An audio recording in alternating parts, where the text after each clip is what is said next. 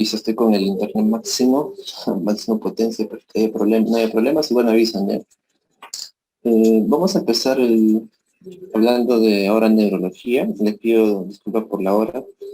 Estamos pues con todo lo del COVID y es bastante complicado a veces, digamos, poder empezar a la hora, pues, sobre todo por el tema de que tenemos que ver para este COVID y hay que hacerse bien, ¿no? Llegando a casa, por todo, por la contaminación que puede haber, ¿no? Empezamos entonces. Yo soy el doctor Jesús de la Jara Cordero, médico internista del Hospital Rebagliati, y ahora a comentar, vamos a hablar sobre la parte introductoria de la neurología. Entonces acá vamos a hablar bastante de lo que es semiología, ¿ya? Semiología, también examen clínico, y vamos a hablar de un par de enfermedades importantes. En la otra clase ya vamos a poder complementar con muchas otras más, ¿ya?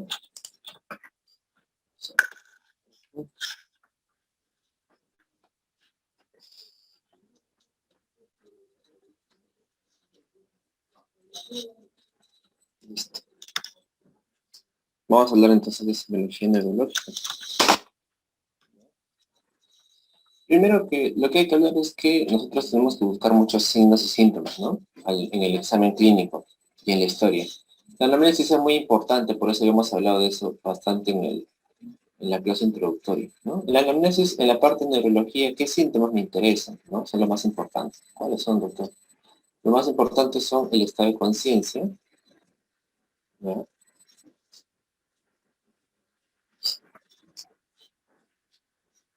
El estado de conciencia, ¿sí? Por ejemplo, la cefalea, ¿no? La fuerza muscular es un tema netamente también de neurología, ¿no? La fuerza muscular. También lo que es, por ejemplo, la coordinación, ¿no? El estado de conciencia del paciente, tiene dolor de cabeza, la fuerza muscular, la coordinación, ¿no? La sensibilidad también son aspectos a evaluar, ¿no? Son síntomas que el paciente pueda tener, ¿no? Si tiene una sensibilidad disminuida, a eso le llamamos hipoestesia, ¿no? Y si tiene una sensibilidad aumentada, pues le llamamos hiperestesia. Si el paciente tiene la fuerza muscular disminuida, que es la única alteración, pues, ¿no? Fuerza muscular aumentada no existe, ¿no? Fuerza muscular disminuida, a eso le vamos a llamar paresia o plegia, si es más severo, ¿no? Paresia o plegia. La cefalea también es otro síntoma importante. Y el estado de conciencia, ahora vamos a examinarlo más adelante, ¿no? Pero el estado de conciencia también tiene que ver con el sopor, con el estupor, si el paciente está despierto o no, ¿no? También puede haber otros signos, los reflejos, ¿no? Si los reflejos están aumentados. Cuando los reflejos están aumentados se va a llamar hiperreflexo, ¿no? Si están disminuidos, vamos a hablar de hiporreflexo. Entonces son los signos y síntomas que nosotros vamos a investigar en la anamnesis, ¿no? Siempre y cuando se trate de un problema obviamente neurológico, pues nosotros no vamos el paciente no va a venir a la consulta diciendo, ¿sabe qué, doctor? Tengo un problema neurológico, ¿no? O sea, tenemos que ir nosotros poco a poco preguntando. Y esos son las signos y síntomas que nosotros vamos a asociarlo a lo que es la neurología, ¿no? Bueno, una vez que nosotros vamos a examinar todo eso de aquí, estas características, ¿no? Si tiene dolor de cabeza, si nos cuenta el paciente que, por ejemplo, el paciente no despierta, ¿no? En este caso el familiar no dice, el paciente ya no despierta, no responde, ¿no? O él habla también, la fase, ¿no? La afasia también es un signo importante, ¿no? Entonces, todo esto tiene que ver con funciones neurológicas importantes, ¿no? Y en la parte del examen clínico, que también es uno de los puntos más importantes en neurología, siempre que nosotros también evaluar al paciente de manera integral, ¿no? Desde luego vamos a hacer el examen general, ¿no? El examen general, el examen del tórax, del abdomen, todos los exámenes pues, que se deberían realizar, ¿no?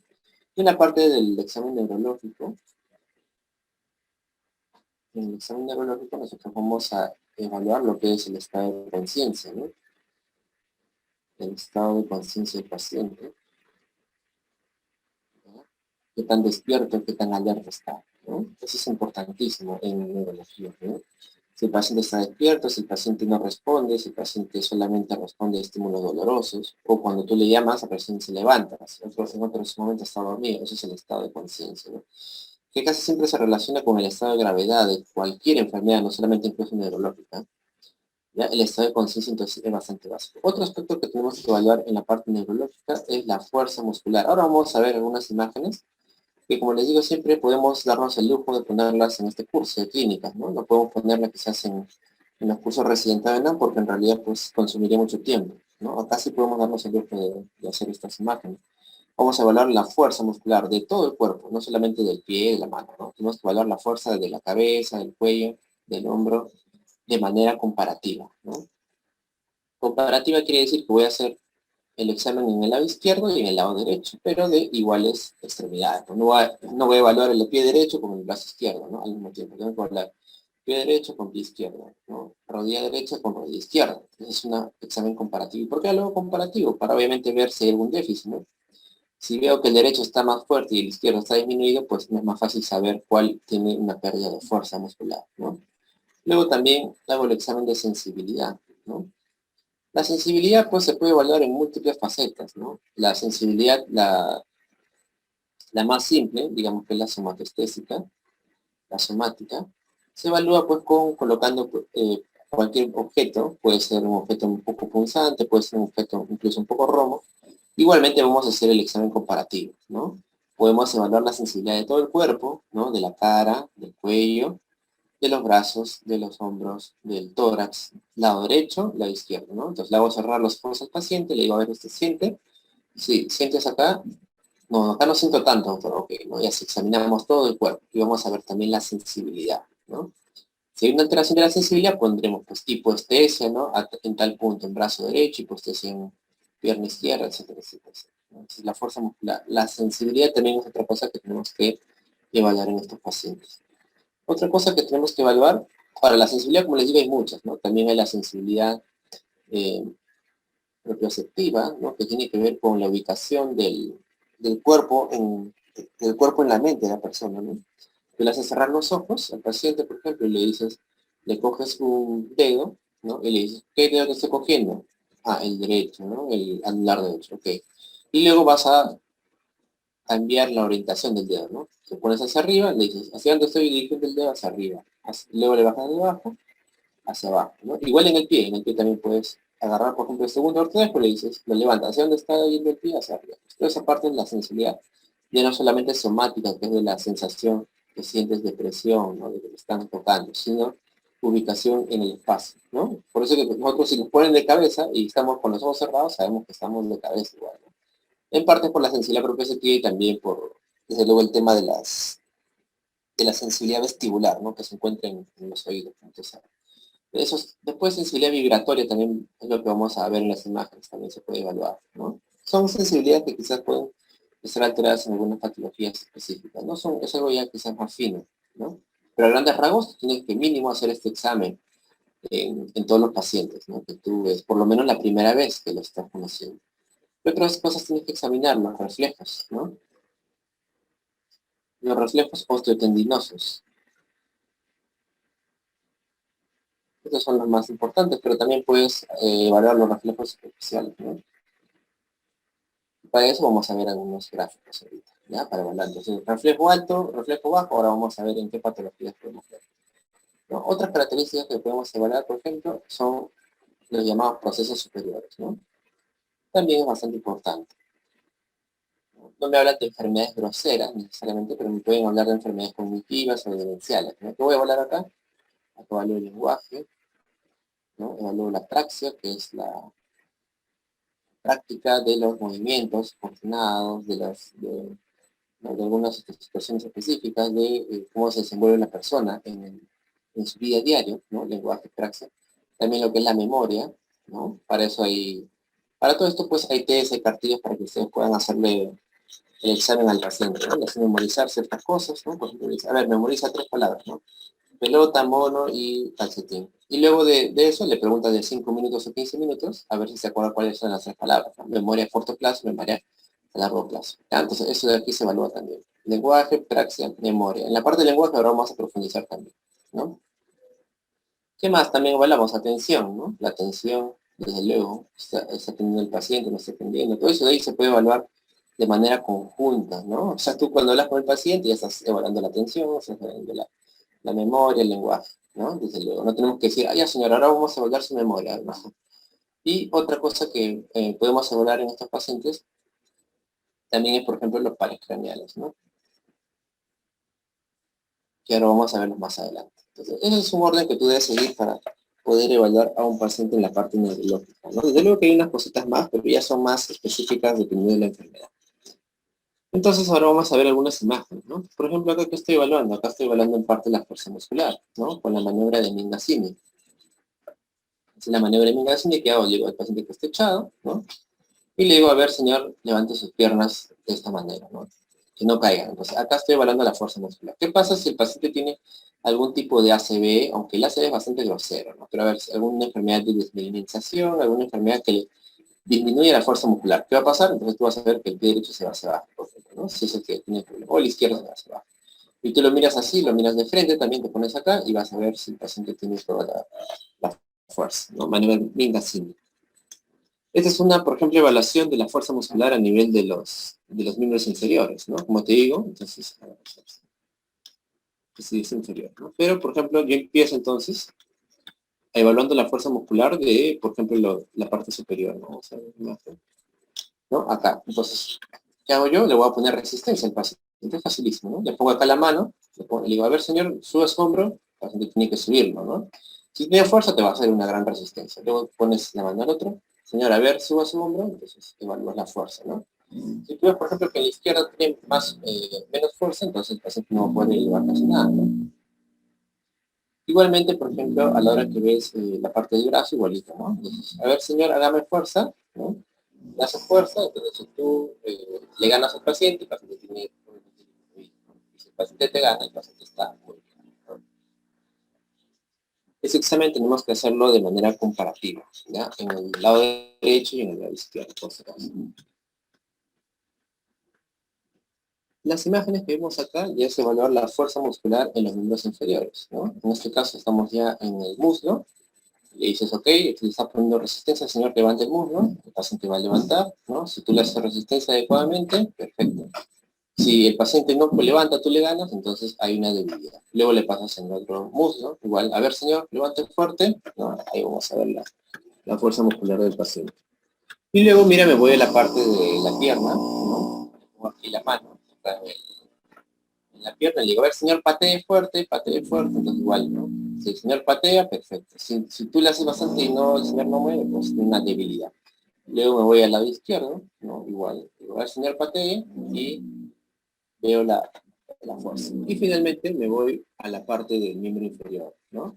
Acá podemos evaluarlo tanto hacia adelante, ¿no? Le pongo la mano acá y le digo, a ver, señor, patee fuerte hacia aquí, y la otra que yo le ponga la mano pues en el talón, ¿no? En el talón me pongo acá la mano y le digo, a ver, pise como si fuera un pedal fuerte y igualmente pues podemos ver, ¿no?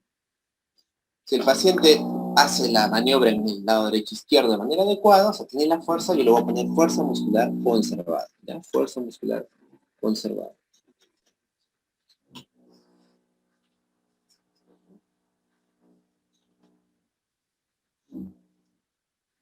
Ahora, otra cosa que podemos evaluar aquí es lo que llamamos el signo de Babinski, ¿ya?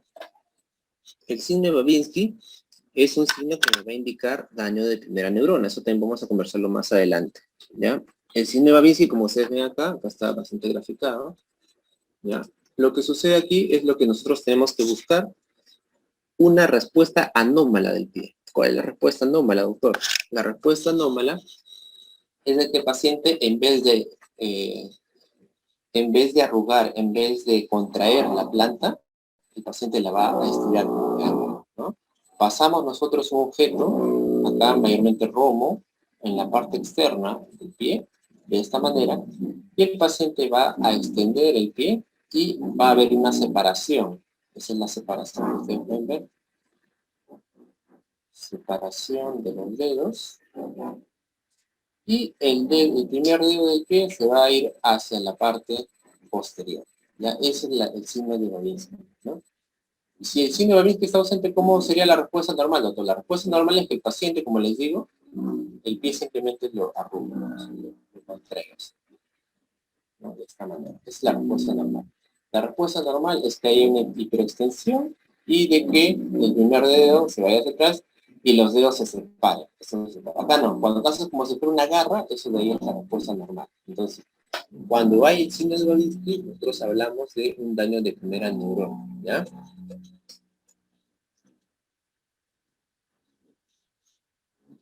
El signo de Babinski es un signo bastante importante porque me habla de que hay un daño a nivel de la primera neurona.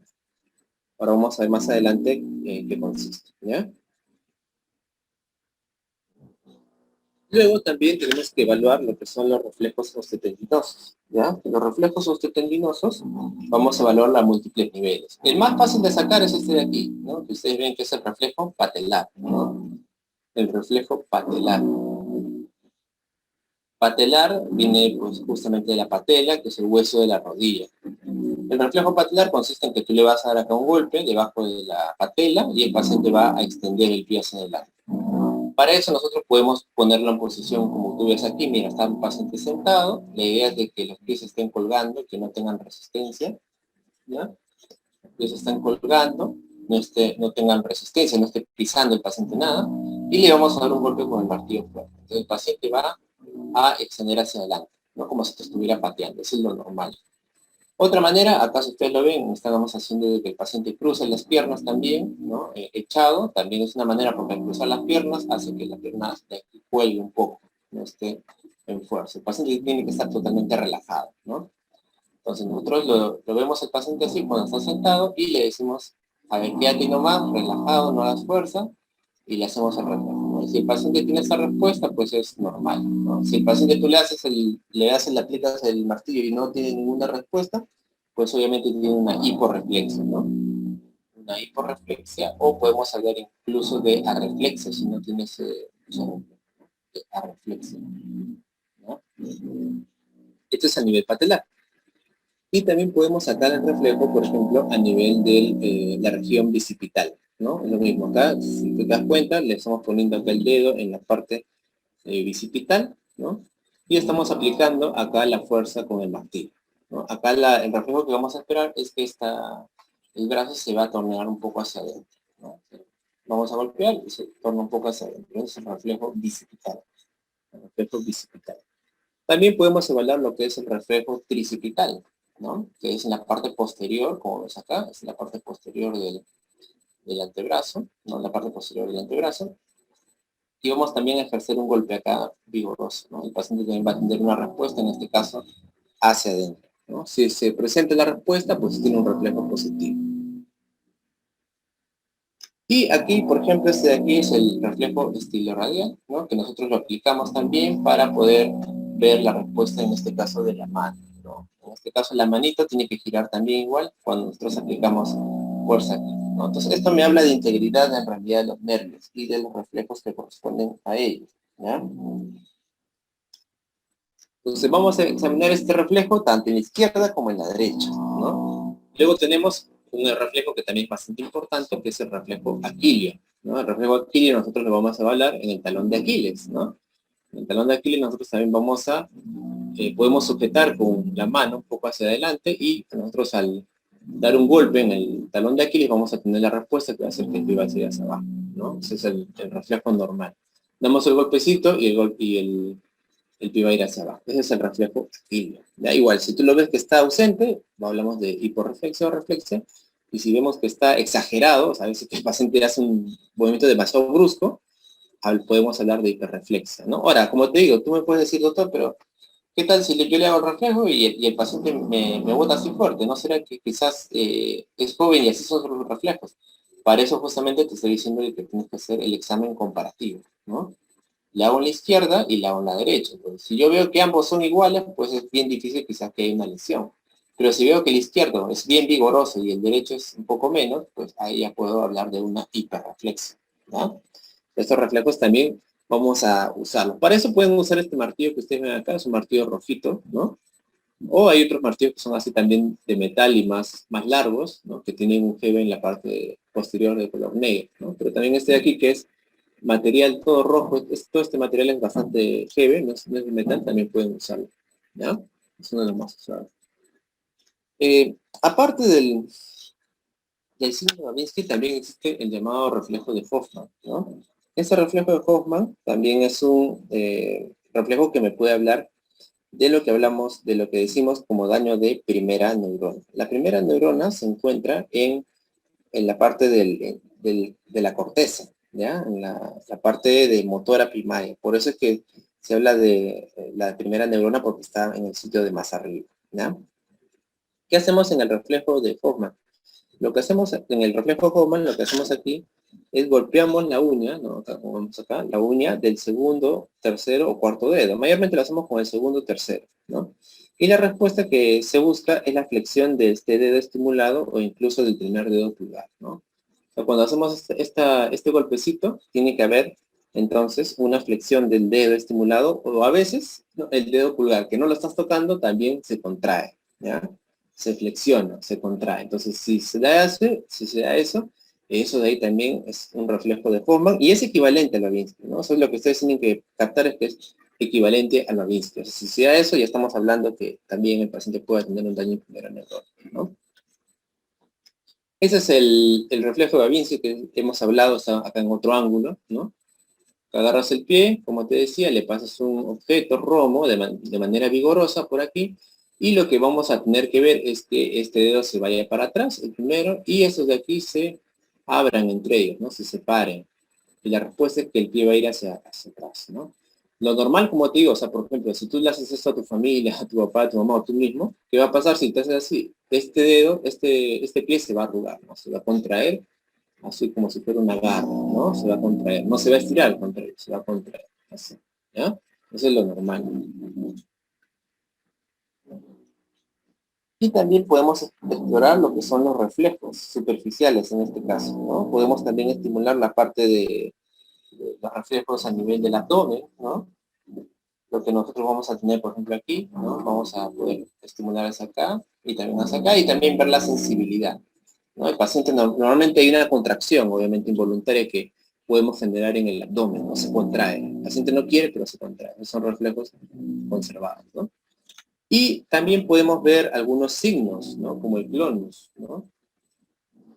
El clonus es un signo que nosotros podemos encontrar en algunos pacientes que tienen también daño en primera neurona. Y lo que hacemos acá es estirar el pie, o sea, ponerlo en bastante resistencia, ¿no? Extendemos el pie, pero no a una altura normal, sino incluso un poco más, ¿no? Un poco más. Y luego que lo estamos sosteniendo de esa manera por un largo rato, ya soltamos y el pie va a empezar a temblar, ¿no? O sea, lo soltamos y el pie empieza a temblar un poco hacia adelante. A eso se llama clonus, ¿ya? A eso se llama clonus. Es un hallazgo también importante en lo que es el daño en la primera neurona. Y luego también podemos ver la coordinación del paciente, ¿no? Para eso podemos hacer esta maniobra, ¿no? Le decimos al paciente, por ejemplo, que esté echado, le digo, a ver, pásate, le digo, pásate el talón por toda la canilla, ¿no? Por toda la canilla. El paciente así tiene que hacer la coordinación respectiva, levanta la pierna, empieza a pasar, como ustedes ven acá, ¿no? El pie por toda la canilla, y eso me habla de una integración adecuada de la coordinación. Si el paciente no puede hacer esto, o sea, generalmente por un problema neurológico, ¿no? Va a empezar, por ejemplo, y se ve por acá, el pie se le va por la izquierda, por la derecha, eso de ahí obviamente me habla de un problema de coordinación, ¿no? ¿Qué más hablamos, chicos? ¿Se acuerdan también? Hablamos de la parte de la sensibilidad, ¿no? La sensibilidad, como les decía, podría ser evaluada de la parte somática, ¿no? Que es una de las más importantes, pero también podemos evaluar la sensibilidad vibratoria, ¿no? Vibratoria. Y para evaluar la vibración, nosotros tenemos un aparatito que se llama el diapasón. Este se llama el diapasón, ¿no? El diapasón, mira, este es un aparato que ustedes pueden comprarlo. Como les digo, en realidad es más que todo para el examen neurológico, ¿no? O sea, en realidad si ustedes no son neurológicos, no lo usan tanto, pero pueden usarlo desde luego como interno, ¿no? Como reciente, no hay problema.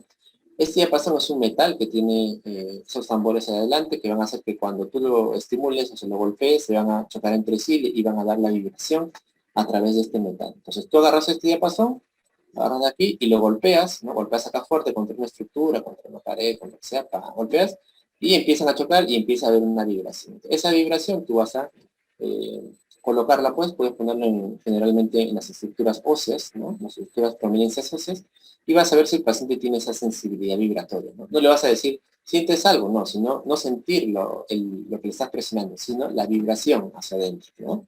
Entonces, eso de ahí me habla de una sensibilidad vibratoria conservada, ¿no?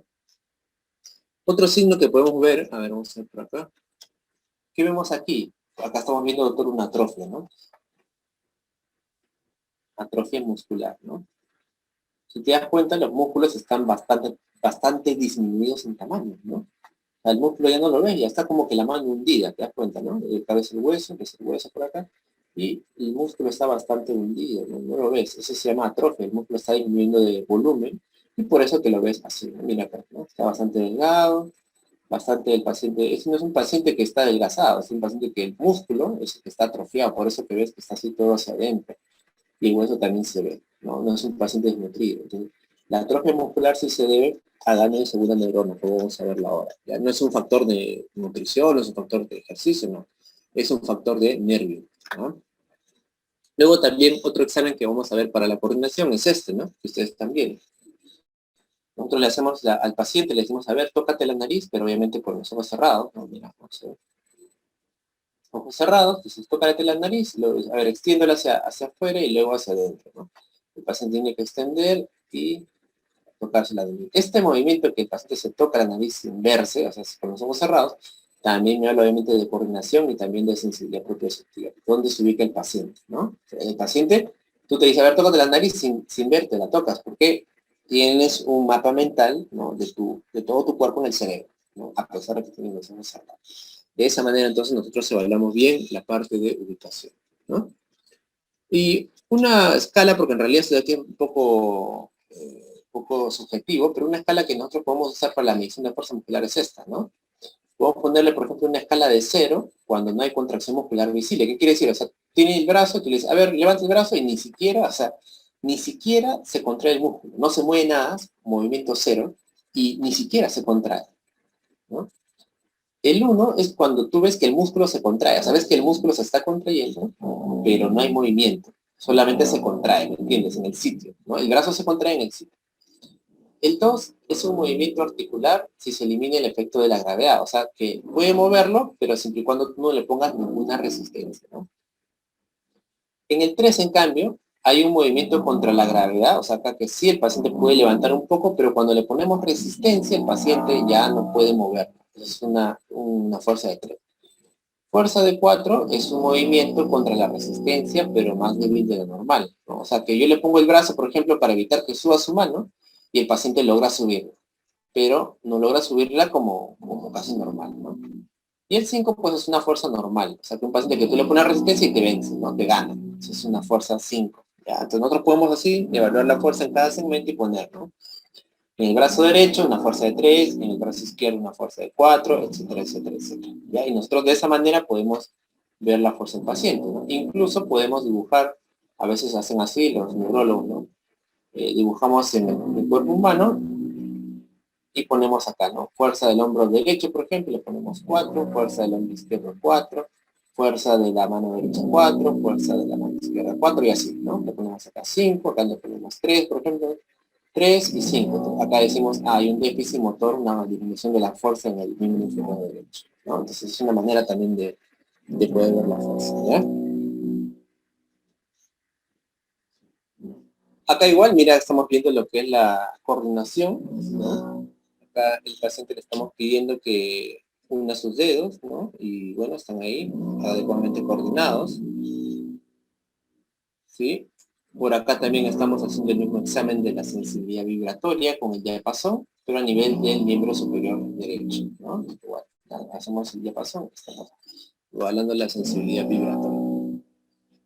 Y otro aspecto que habíamos mencionado era el aspecto del habla, ¿no? Del lenguaje, ¿ya? El lenguaje es una función superior y es muy importante porque en realidad me permite evaluar la integridad del cerebro de nuestros pacientes, ¿no? Para el tema del lenguaje, nosotros hablamos de lo que es las afasias, ¿no? La afasia es la alteración del lenguaje, ¿no? La afasia es la alteración de afasia, ¿no? Entonces, la afasia puede ser de muchas formas, en realidad. Esta es una tabla con un montón de tipos de afasias, ¿no? Pero las más importantes y las que quiero que recuerden son estas dos, ¿ya? La afasia de Broca, la afasia de Wernicke, sobre todo, y por acá también podemos mencionar a la de tipo global, ¿no? ¿Qué vamos a evaluar en el examen de lenguaje? ¿Qué aspectos?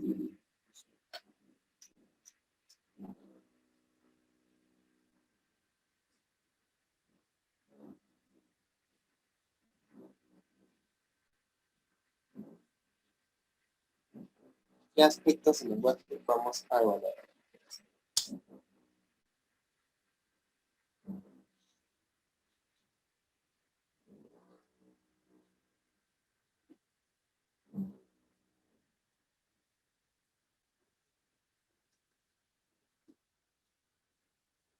Si ustedes se dan cuenta en la izquierda, ¿no? Estamos viendo algunas características del lenguaje.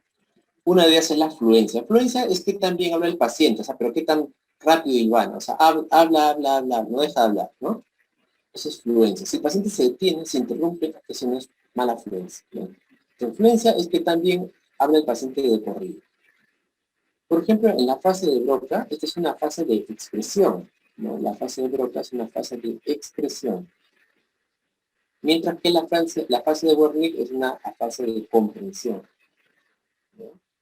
Entonces, en el problema, en la parte de la fase de Broca, es la expresión del lenguaje. Por eso el paciente habla muy mal, tiene una fluencia bastante mala, ¿no? Una fluencia mala. El contenido del lenguaje es bueno, o sea, logra el paciente sí pensar bien, ¿no? Piensa bien, pero no puede traducirlo en palabras adecuadamente. ¿Cómo va a ser la comprensión? La comprensión en el Broca es buena, ¿no? Palabras y frases sencillas, pero es buena. O sea, el paciente con Broca solamente tiene problemas para expresarse, para poder hablar. Pero si tú le dices, por ejemplo, a ver, señor, levante la mano, te levanta. La repetición va a ser mala, porque a pesar de que el paciente entiende, si tú le dices, a ver, di pato, pero no va a poder decir la palabra, porque tiene un problema de expresión. ¿Ya? Entonces va a ser bastante vano, ¿no? La denominación va a ser mala porque tampoco va a poder hablar adecuadamente, ¿no? Denominación es cuando tú le dices, a ver, ¿cómo se llama esto? Le dices, ¿no? Agarras, por ejemplo, un lapicero y se lo muestras, a ver, tú le dices, ¿qué es esto, señor? El paciente no te va a poder decir. ¿Por qué? Porque sabe lo que es, pero no puede expresarlo. Pero esta característica es peor para verbos, por si acaso, ¿ya? Que para sustantivos, pero también existe. La escritura obviamente va a ser mala de esos pacientes, ¿ya? Y la lectura también va a ser bastante mala, ¿no? Porque no van a poder adecuadamente decir o decir lo que leen, ¿no? Adecuadamente, ni tampoco poder traducir, ¿no? ¿Con qué se puede asociar? O sea, ¿con qué se asocia? El paciente con afasia de Broca no siempre viene solo con afasia, pues también tiene otros síntomas, ¿cuáles? Aquí están.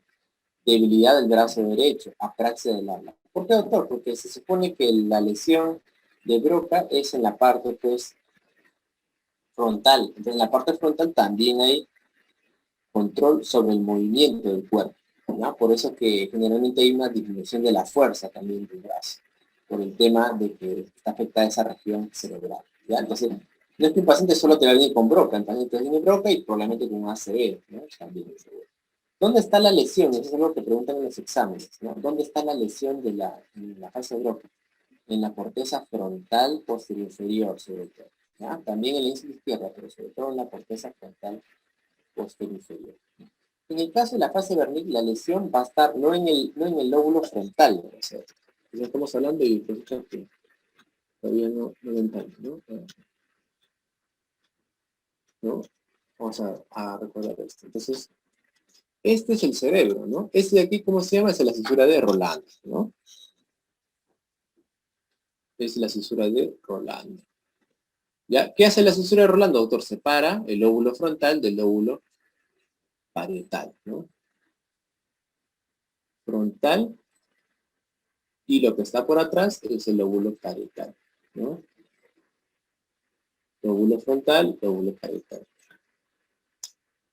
Este de aquí, la cisura de Silvio, y la calcarina, ¿no? La cisura calcarina nos separa lo que es el lóbulo occipital, ¿no? Lo que está por atrás se llama occipital. Y la de cilio separa la parte frontal de la parte temporal. Este es el lóbulo temporal, ¿no? ¿Ya? Lóbulo frontal, lóbulo parietal. El lóbulo parietal es más grande, sino que hace un poco pequeño, porque el lóbulo de arriba se ve más grande. Parietal, temporal, occipital, ¿no? Frontal. Estas son las cisuras que están delante de la cisura rolando, y esta es la región parietal, ¿no? La región temporal y la región occipital. La región, ahora vamos a ver más adelante las funciones, pero para que sepas que la lesión justamente de la fase de Broca se encuentra en la parte anterior, en la parte frontal. Y la lesión de la fase de Wernicke está en la región temporal. Por eso que acá el problema es de la expresión, del habla, ¿no? Cuando yo quiero hablar, no articula bien. En cambio aquí el problema es de la comprensión del lenguaje, ¿ya? De la comprensión del lenguaje. Entonces, por eso hablábamos que en la fase de Wernicke el paciente, ¿cuál va a ser su problema? La fluencia no va a ser problema porque el paciente habla muy bien, ¿ya? La articulación es buena. El contenido es malísimo, o sea, el paciente casi no entiende lo que le hablas y no entiende lo que habla. O sea, lo que habla en realidad son palabras pero que no tienen sentido, ¿no? Por eso habla muy bien, o sea, las palabras le salen bonitas y rápido, pero no tienen ningún sentido. Entonces, tú le dices, por ejemplo, a este paciente que te habla, estás hablando, ¿no? Te da muchas palabras, y tú le dices, a ver, levanta la mano, no le levanta, porque no te entiende. La comprensión es mala, ¿no? A diferencia del de Broca. El de Broca sí comprende, el de Broca sabe que está enfermo, ¿no? Por eso que este paciente se dice que también tiene bastante ansiedad, ¿no? Sabe que está enfermo. En cambio este no. El de Wernicke no es consciente de la enfermedad. Es terrible, en verdad, ¿no? Es terrible para él. No es consciente. Habla bien, pero no, su pensamiento, el contenido no es bueno. Habla cualquier cosa, ¿no? La repetición también es mala, ¿no? Es que no entiende, entonces tú le dices, a ver, repite mono, no entiende, no lo hace. La denominación es mala también, pero es peor para sustantivos, ¿no? Tú le dices, ¿qué es esto? Tampoco. La escritura y la lectura también es mala. ¿Con qué se acompaña el de Wernicke? Puede acompañarse con déficit también del campo visual, porque esa región está cercana a la parte occipital, ¿no? Y la lesión está a nivel de la corteza temporal posterior-superior, sobre todo, ¿no? Posterior-superior izquierdo. Luego también existen otros tipos de afasias que son menos comunes, ¿no? Como la afasia de conducción, ya que esta tiene que ver mayormente porque hay una alteración a nivel de la conexión entre ambos lóbulos.